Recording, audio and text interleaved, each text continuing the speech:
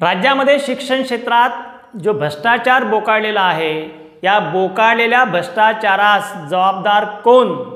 शिक्षक, संस्थाचालक, शिक्षण विभागाचे अधिकारी, संघटना, शिक्षकांचे प्रतिनिधी की शासन? नमस्कार मित्रांनो, मी वर्धेवरून अजय विठ्ठलराव भोयर. तर शिक्षक व भ्रष्टाचार याचा काही संबंध आहे का? नाही. परंतु ज्याप्रमाणे अन्याय करणारा दोषी त्याचप्रमाणे अन्याय सहन करणारा सुद्धा दोषी, त्याचप्रमाणे या भ्रष्टाचारामध्ये शिक्षक कर्मचाऱ्याकडून पैसे घेणारे जरी हात वेगवेगळे असतील तर पैसे देणारे हात हे फक्त आणि फक्त शिक्षक कर्मचाऱ्यांचेच आहे. आणि असं असताना हे शिक्षक कर्मचाऱ्यांचे हात कमजोर का? हा माझा शिक्षक हतबल का? आपण नुकतीच डॉक्टर बाबासाहेब आंबेडकर यांची जयंती साजरी केली आणि त्यांनी सांगितलेलं आहे की शिक्षण हे वाघिणीचं दूध आहे, जो प्राशन करेल तो गुरगुरल्याशिवाय राहणार नाही.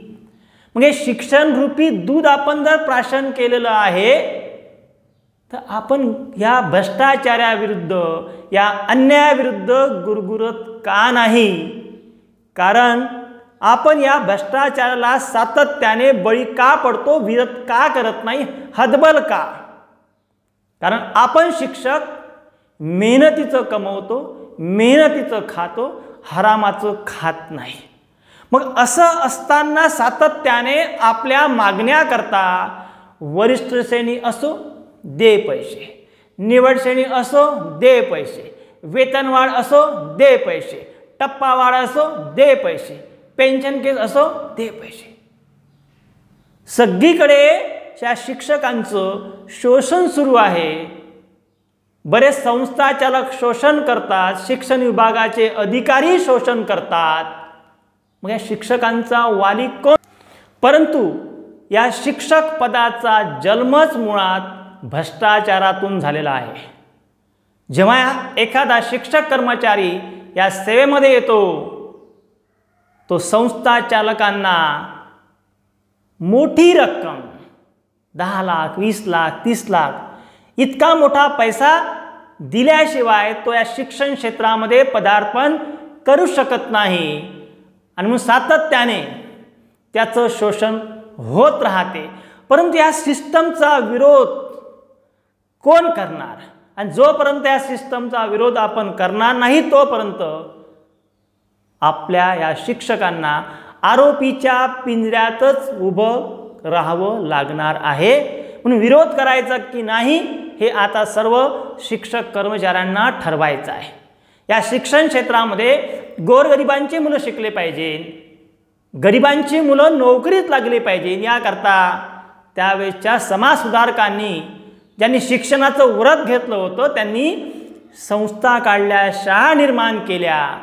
परंतु हळूहळू या शिक्षणाचं व्रत घेतलेल्या समाजसुधारकांचं रूपांतर शिक्षण महर्षीमध्ये झालं व आता यांचं रूपांतर शिक्षण सम्राटामध्ये झालं. सम्राट निर्माण झालेले आहे. फक्त पैसे कमावण्याची मशीन, एक धंदा यांनी सुरू केलेला आहे. यांना शिक्षकांशी, शिक्षणाशी काही देणं नाही आहे. फक्त या राज्यामध्ये काही मोजक्या शिक्षण संस्था असेल की ज्यांना या शिक्षण क्षेत्राविषयी, या गोरगरिबांच्या मुलाविषयी आस्था असेल. अन्यथा मोठ्या प्रमाणामध्ये हे सम्राट फक्त एक धंदा म्हणून, एक व्यवसाय म्हणून या शिक्षण क्षेत्राकडे पाहत आहे. आणि म्हणून या भ्रष्टाचारामध्ये मोठ्या प्रमाणात हा भ्रष्टाचार वाढलेला आहे. आणि म्हणून त्यांच्यावर नियंत्रण ठेवण्याचं काम शिक्षण विभागाच्या अधिकाऱ्यावर आहे.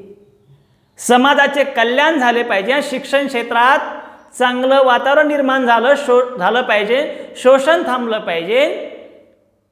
त्याकरता हे शिक्षण विभागाचे अधिकारी आहे. पण जे आता या भ्रष्टाचाराच्या दलदलीत फसून शोषण करणारे बनलेले आहे, फक्त आणि फक्त पैशाची नशा.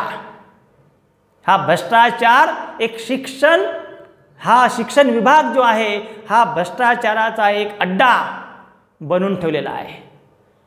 काही मुठभर अधिकारी असतील की ज्यांना या शिक्षण क्षेत्राविषयी आस्था असतील, परंतु मोठ्या प्रमाणामध्ये फक्त पैसा आणि पैसा करणारेच अधिकारी या शिक्षण क्षेत्रामध्ये निर्माण झालेले आहे।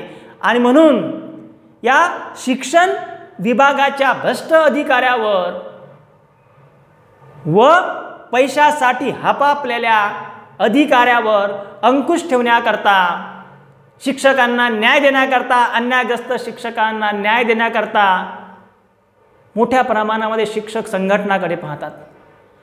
परंतु संघटनासुद्धा अलीकडे या अधिकाऱ्यांशी हातमिळवणी करताना दिसून येतात।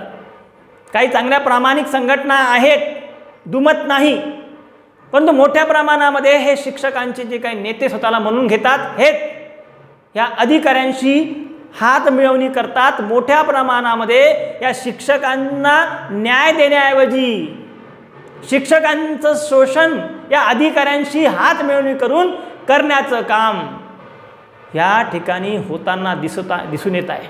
आणि म्हणून हे जर सर्व संपवायचं असेल तर यामध्ये मोठ्या प्रमाणामध्ये आपल्या शिक्षक प्रतिनिधींचा मोलाचा कामगिरीचा भाग या ठिकाणी आहे। परंतु आपण बघतोय की शिक्षण क्षेत्रामध्ये जेव्हा शिक्षक मतदारसंघाच्या निवडणुका येतात तर करोडो रुपयांचा खर्च केला जातो। आणि बरेचसे शिक्षकांचे आमदार हे राजकीय पक्षांचे बटीक बनतात। आणि जेव्हा आपण कोट्यावधी रुपये खर्च करतो तेव्हा खरोखर शिक्षकांना न्याय मिळण्याची अपेक्षा कितपत असते, हा एक प्रश्न आहे।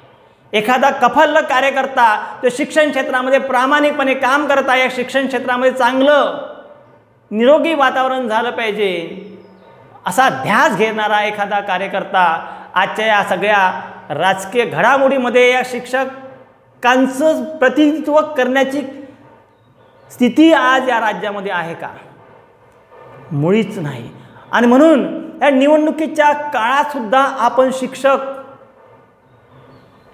या भूलथापांना बळी पडतो, त्यांच्या आमिषांना बळी पडतो आणि परत या शिक्षण क्षेत्रातला भ्रष्टाचार संपला पाहिजे अशी आस लावून बघतो। आणि म्हणून हे सांघिक जबाबदारी आहे। त्याच्यासाठी सर्वांनी, विशेषतः माझ्या शिक्षकांनी कणखरपणे याला विरोध केला पाहिजे, त्याची सुरुवात आपण केली पाहिजे। कारण शासन स्तरावरून अपेक्षा करून खूप काही हातामध्ये येईल असं दिसत नाही।